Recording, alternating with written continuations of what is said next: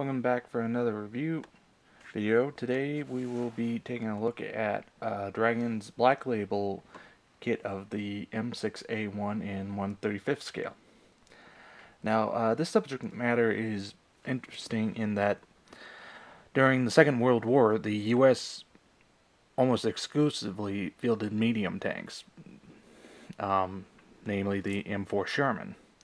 While they did develop some heavier tanks, such as this one, they never were really fielded. So this is unique in that it's a rare subject. So let's go ahead and open her up and take a look. So right away, one thing you'll notice is the fact the kit comes with 4 sets of tank treads. Now these are designed to be assembled two to the side, make just a very long set of treads per side, which does give you a good idea of just the size of the tank.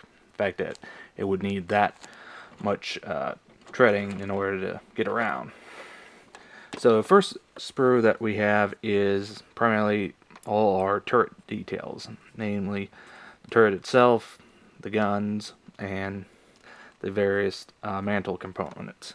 Now it's nice that they do include this aft portion for the main gun, as it does give a bit more detailing. So if you have, say, it opened up, you can look inside, you can see the gun there.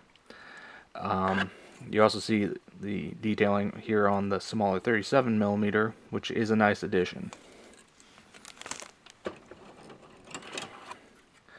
Next up we have the side skirts, which are all very nicely detailed. Rivets and like are nicely scaled. All the details are finely done, which is appreciative. We also have some of the other components for the main hull of the tank, namely the front and aft sections. Those some of the other side parts, some of the optical components, as well as some of the cupola details. Now here's where we get a really good sense of just how big this tank is.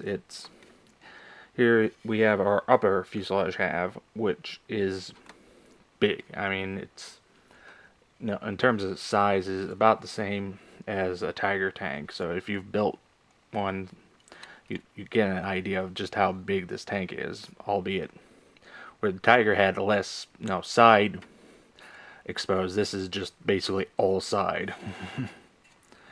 Again, other detail parts for the whole radiator and so forth, all are finely detailed. Here we have our lower hull. Again, not much to say here since you're gluing on most of the detailing. And if we just go ahead and dry fit this, here you can sort of again see just how big this guy will sit when it's completed. Next sprue has a lot of our sprockets, wheels, which are nicely molded separate from the suspension, as well as some more fine detailing parts and some boxes. Get 2 of that sprue, since getting myself there, as well as another sprue of suspension and wheels. You also get a bit of cabling to do some additional detailing with. But overall, in terms of the parts breakdown, it's pretty basic and straightforward. There's no real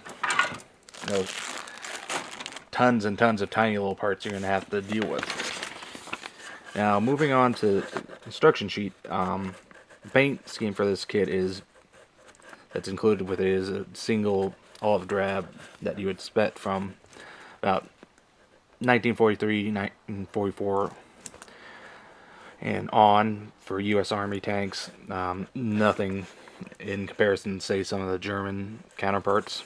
But overall, the only area I would say there is some Fiddly bits would be here with the suspension, just making sure you get everything assembled and aligned correctly. Other than that, it all pretty well drops into place fairly easily.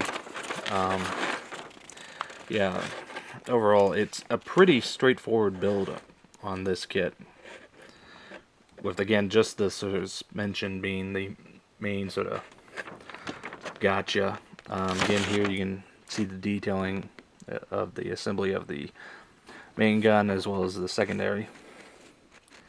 But overall, like I said, it's a straightforward kit, which is pretty nice in today's world, since a lot of these kits you get basically, excuse me, tons and tons of detail, and to the point where you're sort of overwhelmed. So this is definitely a nice one that gives you a lot of a bang for your buck right out the box, without having to get into photo etch, resin, metal barrels, and so on and so on. Overall, I think this is a very nice kit. I think they did a great job with it. The molding and detailing is all very nice right out of the box. Only thing I would say, maybe if you were to splurge a little, would be to maybe get a metal barrel, but even then, it's pretty nice as is. So that was a look at Dragon's 1/35th scale M6A1 tank in 1/35th scale.